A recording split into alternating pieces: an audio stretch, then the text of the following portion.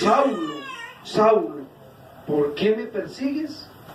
Dura cosa te es dar coces contra el aguijón. Yo entonces dije, ¿quién eres, Señor? Y el Señor dijo, yo soy Jesús, a quien tú persigues. Pero levántate y ponte sobre tus pies, porque para esto te he aparecido a ti, para ponerte por ministro y testigo de las cosas que has visto y de aquellas en que me apareceré a ti, librándote de tu pueblo y de los gentiles, a quienes ahora envío, para que abras sus ojos, para que se conviertan de las tinieblas a la luz y de la potestad de Satanás a Dios, para que reciban por la fe que es en mí perdón de pecados y herencia entre los santificados. Amén. Amén. Yo quiero que usted haga algo especial en esta noche. Yo quiero que usted abra su corazón y le digas al Señor, Señor Jesús, habla conmigo y trata conmigo en esta noche. Amén. Dile al Señor, trata conmigo en esta noche. Oh Señor, yo te doy gracias, Padre de eso. Alabanza, Te doy gracias, Señor, en esta noche porque me Gracias, permites estar aquí en este lugar, en presencia tuya, Señor. Tú sabes la necesidad de este pueblo. Tú conoces los más ínfimos pensamientos de cada una de las personas que están aquí y aún de aquellos que no están aquí, Señor, tú los conoces.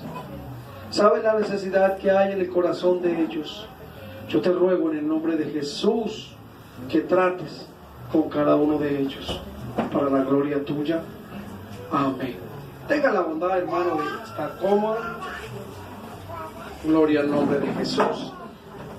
La verdad, hermanos, que estar en la presencia de Dios es algo hermoso. Oír hablar de Dios es algo muy bonito. Amén. Oír hablar de Dios. Pero sentir la presencia de Dios, eso es algo incomparable. Amén. Saber que estamos, que cada uno de nosotros, hermanos, está dentro del propósito de Dios, es algo, como dice por ahí una pauta publicitaria, es algo que no tiene precio. Amén. Yo no acostumbro a colocarle títulos a las enseñanzas, pero yo quiero que tú te grabes esta enseñanza el día de hoy. Y quise el propósito de Dios para mí. Amén. El propósito de Dios para mí. Repita conmigo, el propósito de Dios para mí. Amén. Es que lo que Dios tiene hoy especial es para cada uno de nosotros. Amén. Bendito el nombre de Jesús. Esta porción de la Biblia que les acabo de leer y que la verdad le oré al Señor esta mañana y durante todo el día de hoy he estado hablando con Él en mi mente. Estuvimos con el hermano Alirio y con la hermana Miriam por allí en el centro haciendo unas vueltas, pero en mi mente yo iba todo el camino hablando con el Señor. Señor, yo no conozco esta ciudad, yo no conozco a nadie de los que va a venir esta noche hoy. No sé qué planes tengas tú en este lugar, escuchando el testimonio de mi pastor Alirio en este lugar, en su llegada aquí a Ibagué. Amén. Yo sé que él tal vez no tenía en los planes de su vida, después de tener unos 40 años de estar pastoreando por todo el país. Este hombre ha estado en La Guajira, en el Cesar, en el Atlántico, en los Santanderes, en el sur del país, en Bogotá. Este hombre ha estado por todo el país. Yo me admiro de ver cuando hablo con él y lo escucho de todas las cosas que Dios le ha permitido hacer. Yo pienso que lo que menos tenía él planeado en su vida era llegar aquí a Ibagué, y mucho menos en las condiciones que Dios lo trajo. Amén, amén, así es. Mucho menos en eso. Y luego la hermana Miriam nos contaba algunas apartes de su historia y de cómo se conoció con el hermano y cómo fue el comienzo. Y yo digo, todo esto estaba dentro del propósito de Dios. Amén. Amén. A uno dice, wow, ¿y cómo pudo haber sido eso? ¿Y cómo pudo haber ocurrido eso?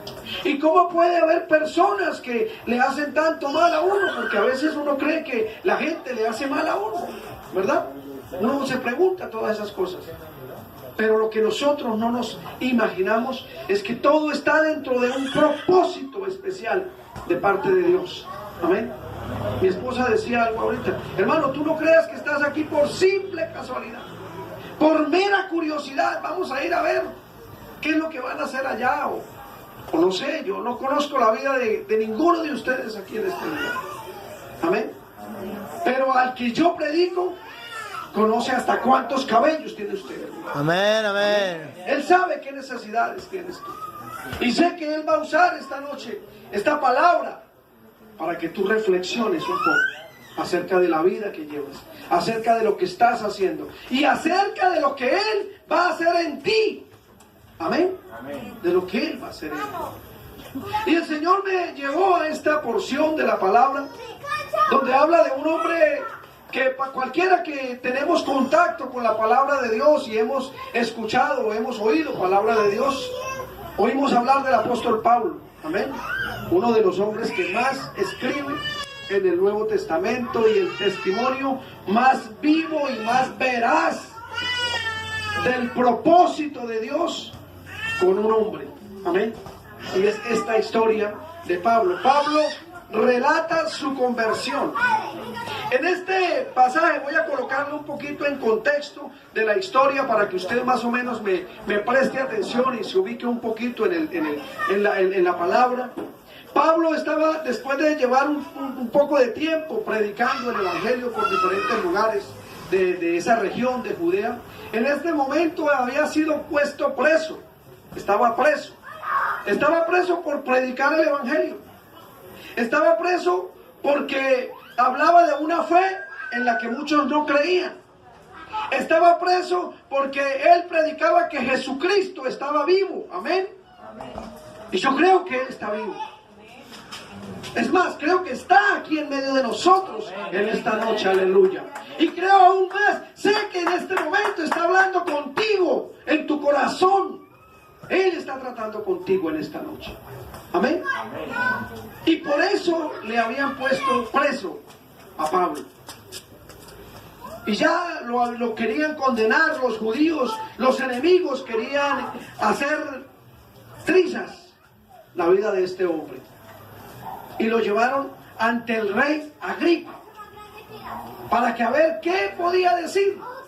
Y él presenta su defensa. Dice, yo voy a presentar mi defensa, oh rey Agripa, para decirles cuál es el motivo por el cual me tienen aquí atado con unas cadenas y condenado a muerte. Y empieza a narrar su conversión. Y le dice al rey, le dice, yo era antes un fariseo. Los fariseos en aquella época eran la secta religiosa más estricta que había en esa región. Si había alguien estricto en los temas de religiosidad, eran los fariseos. En este momento no hay a quien comparar con los fariseos. No hay una de las religiones o de los grupos o movimientos que nosotros podamos conocer que fueran tan apasionados en el ámbito religioso como los fariseos. Esa gente era estricta, tan estricta que cualquiera que se opusiera a su fe era condenado a muerte. Lo cogían, lo apedreaban y esa persona debía morir. Así de cruel era la situación. Amén. Y ellos no podían creer que Jesucristo, a quien ellos mismos habían juzgado y matado, estuviese vivo. Y mucho menos Pablo iba a creerlo. Entonces él empieza narrando su conversión y dice, yo tenía unas órdenes estrictas de parte de los sacerdotes y de los líderes de mi religión, de la secta de la cual yo pertenecía, y era ir y perseguir a todo aquel que hablara en el nombre de Jesús.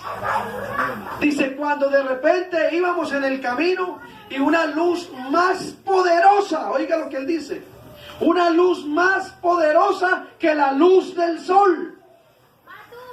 Amén, amén. ¿Usted se imagina? Hoy estaba haciendo una temperatura aquí de 32 grados centígrados quizás. Y yo creo que uno dice, uy, qué tremendo sol. Tenemos un sol inclemente, ¿verdad? Ahora imagínate una luz mucho más poderosa que la luz del sol.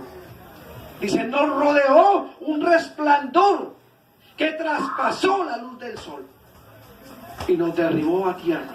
A todos los que iban conmigo, nos derribó a tierra. Digo, yo inmediatamente al ver esa visión, dije, ¿quién eres? Porque él escuchó una voz que decía, Saulo, Saulo, ¿por qué me persigues? Señor, ¿quién eres? Usted se puede imaginar cuando Saulo escucha, yo soy Jesús a quien tú persigues. Yo soy Jesús en quien tú no crees.